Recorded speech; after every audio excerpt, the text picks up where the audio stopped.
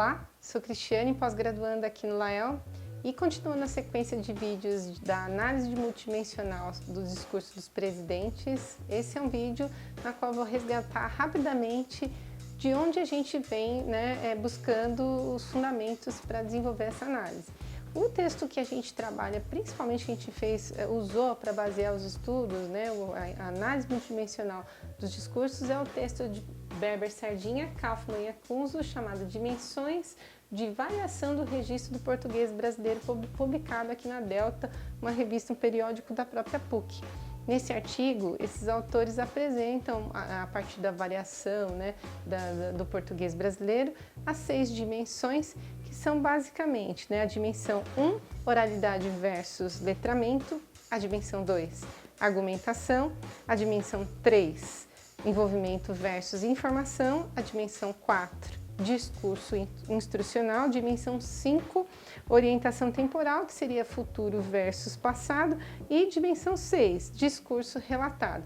Então, para você compreender mais profundamente o que de fato significa, essas características, o que cada dimensão apresenta, é importante que você leia, procure também esse texto que a gente que eu acabei de mencionar, que é a base para o nosso estudo e que também nos ajuda, por exemplo, a compreender por que o discurso dos presidentes aí do regime militar, do período do regime militar, tem uma característica mais letrada, mas que em algum momento também tem algum desses presidentes que tenha o discurso tem outras características, outras informações. Então, vamos agora aprender um pouquinho sobre variação na entrevista da Simone, pesquisadora do GELC, pós-graduanda aqui do Lael também. Olá, eu sou a Simone, eu sou doutoranda no Lael, que é o Departamento de Linguística Aplicada e Estudos da Linguagem da PUC de São Paulo. Eu faço o doutorado em Linguística de Corpos e Estudos da Tradução. Eu vou falar um pouquinho para vocês sobre variação de modo geral na língua.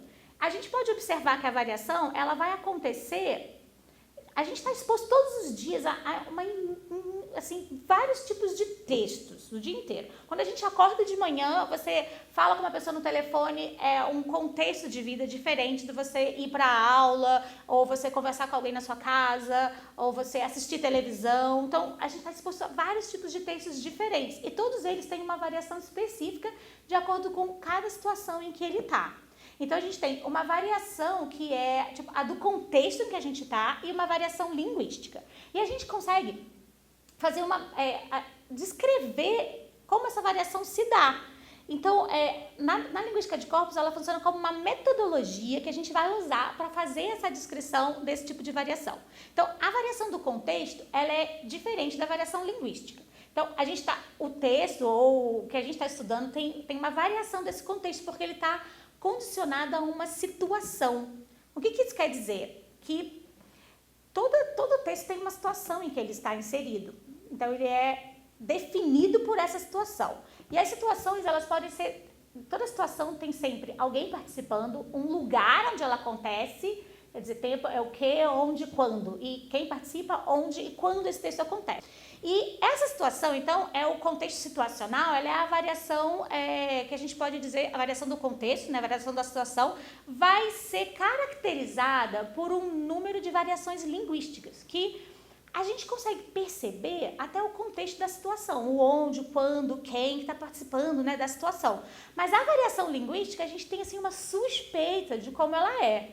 Se vai ter muito pronome, se não vai ter, mas a linguística de corpos faz o quê? Ela vai lá e pega essa variação que já é inerente à língua, ela está presente, a gente sabe que ela existe, mas a gente não consegue ver com os nossos olhos e dizer, ele tem essa característica, SS. Então, é como se todos os textos eles tivessem várias características linguísticas dentro deles, que elas são sistemáticas, elas vão aparecer sempre do mesmo jeitinho. E aí, essa metodologia consegue agrupar essas características linguísticas em fatores, em grupinhos por semelhança. Elas são todas com as mesmas semelhanças. E faz que a gente chama de dimensões de variação.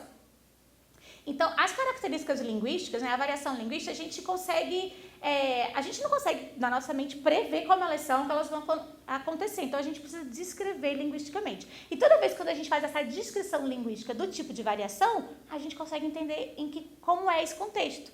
Então, parece que volta para a mesma coisa. Então, a variação do contexto e a variação linguística, elas estão relacionadas. Porque cada contexto vai ter um tipo de variação diferente. E a gente consegue fazer essa descrição. Então, nós fizemos um estudo aqui no nosso grupo de estudos, né, do GEL, que é o Grupo de Estudos em Linguística de Corpos, e estudamos o discurso de posse, né, dos presidentes. E, para você ter uma ideia, você pode mostrar agora na entrevista o gráfico das dimensões, né, onde os presidentes ficaram. Por exemplo, os presidentes que fizeram o discurso durante o regime militar são 5 presidentes, né? Castelo, Geisel, Costa, Figueiredo e o Médici. Quando a gente compara a variação linguística desses 5 discursos de posse, a gente vê que eles têm uma variação muito pequena entre eles. Então, a gente consegue classificar todos. A primeira dimensão, assim, é muito latente como característica desses presidentes, que eles falam, é um discurso que a gente diz, é um tipo de registro falado, né? O modo do registro é falado, é o registro de posse, né? Que é o discurso do presidente, mas ele tem pouca variação entre eles, quer dizer, todos eles falam praticamente do mesmo jeito. Então, não varia muito. Quando a gente olha, por exemplo, o discurso de posse do Lula, da Dilma, de outras épocas, que seja fora do regime militar, a gente vai ver que tem uma variação enorme. Mas esse, quer dizer, maior do que essa, né? Mas esse do regime militar, a variação é muito similar. Quer dizer que ele é falado e tem aspectos do letramento. A primeira dimensão do português do Brasil é o texto letrado, né? Para complementar, né, a contribuição da entrevista aí da Simone, quero fazer alguns comentários sobre o que a gente encontrou nesse estudo sobre os discursos aí do período do regime militar, né? Então, como a Simone destacou, nesse período, né, o discurso de posse dos presidentes do regime militar, eles eram letrados, né, e há pouca variação, ou seja, eles são muito parecidos, né? Mas, lembra lá no começo do vídeo que eu mencionei a dimensão 2, né? A dimensão 2 da argumentação? Nos estudos lá de Berber Sardinha, Kaufman e Akunzo, né, eles indicam, por exemplo, como um dos tipos, dos registros que apresentam maior argumentação é o registro discurso político, né? E no caso, se a gente for olhar aí para o estudo feito com os presidentes do regime militar, o único que apareceu algum percentual lá do lado positivo na dimensão 2 como um texto, né, argumentativo é o do Geisel de 1974, né? Não vamos dizer que é um texto muito argumentativo, mas que ele aparece lá um percentual, indicando que dentre esses presidentes ele é o que apareceu lá algum percentual na argumentação. E ainda para continuar, né, lá no discurso dos presidentes Castelo Branco em 1964 e do Médici de 1969, né, aparece também lá na dimensão do discurso instrucional, ou seja, né, lá na dimensão 4, a gente pode então inferir que o discurso desses presidentes nesse momento aparecer mais como instrução, né? Características de instrução, imagina, né? Algo que está mais relacionado de repente a uma bula, né? Isso segundo aí os estudos, segundo a estatística, né? Segundo ao que a gente conseguiu verificar.